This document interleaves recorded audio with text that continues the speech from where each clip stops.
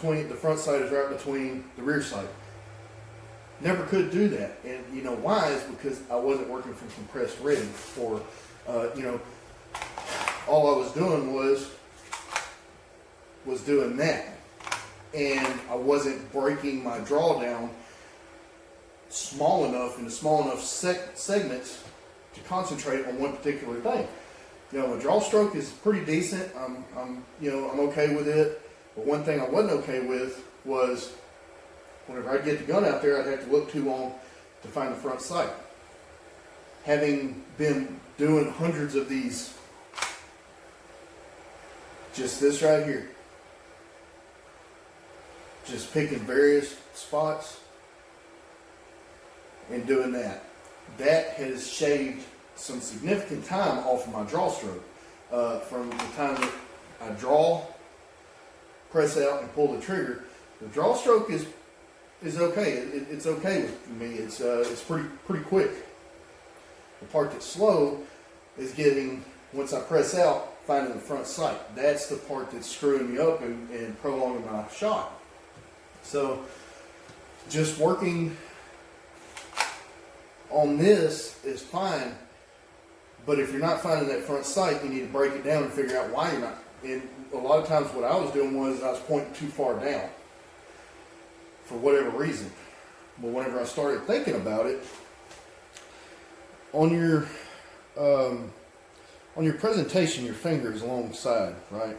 So, and I'm not getting into prepping the trigger and all that stuff, but just imagine that if the gun wasn't in your hand, you're still pointing. You can look at anything and point your finger at it just that fast. And so what I kind of started putting in my head was, I just imagine that I'm pointing my finger. I'm too caught up on the gun.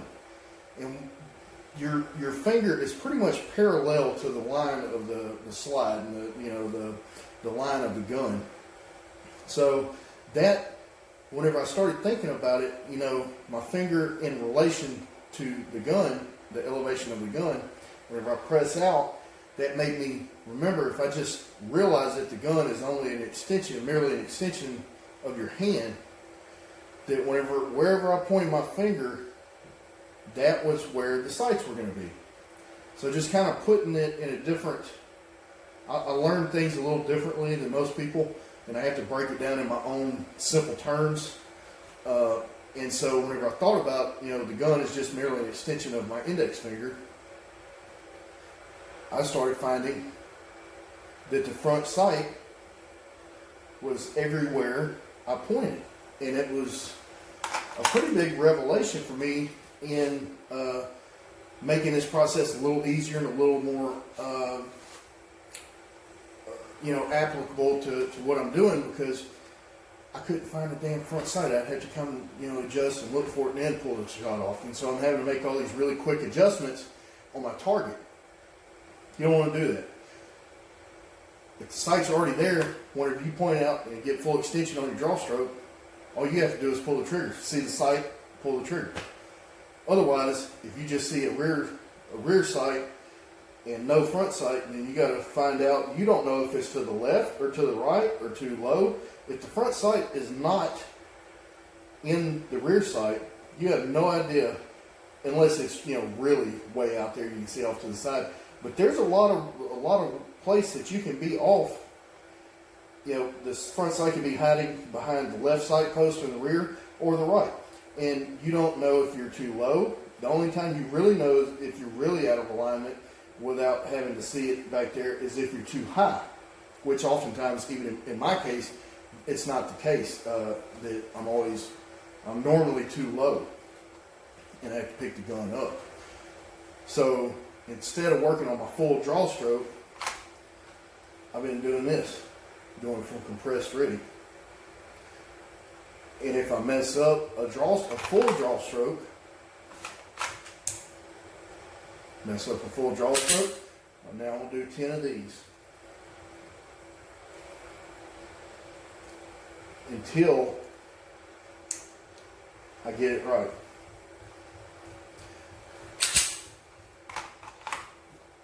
And once I get comfortable with the way I'm presenting the firearm and finding my front sight finding that my front sight is where it needs to be every single time, then I'm gonna start breaking down my trigger press. So we go from here, pull, and as I'm pushing out, I'm prepping the trigger, and then as soon as I get full extension, as soon as I see that front sight lands where it wants to be, where it needs to be, all you got to do is break through the wall. All the slack is pulled up, which on these Apex triggers is not a whole lot of slack. But you don't want to jerk through that. You don't want to slap through it.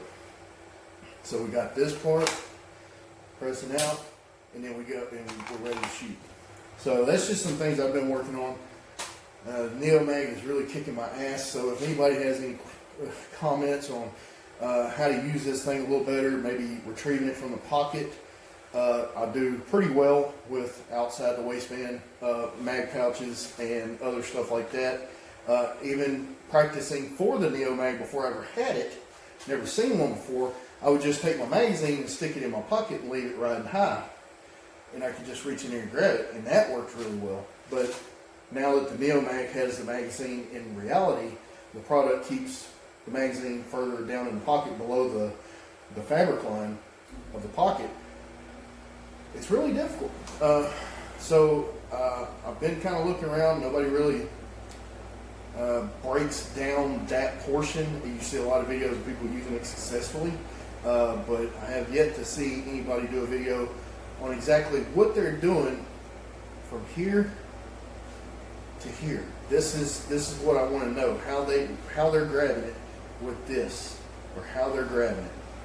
So if anybody knows of anything, any information on it, drop a comment down there in the bottom, or shoot me a message on Instagram or whatever. But yeah, I hope y'all got something out of this on whether or not you want to buy the Neomag or not. I'm not saying it's a bad product. It's definitely cheap enough that you can buy it. If you don't like it, you're really not out a whole lot of money.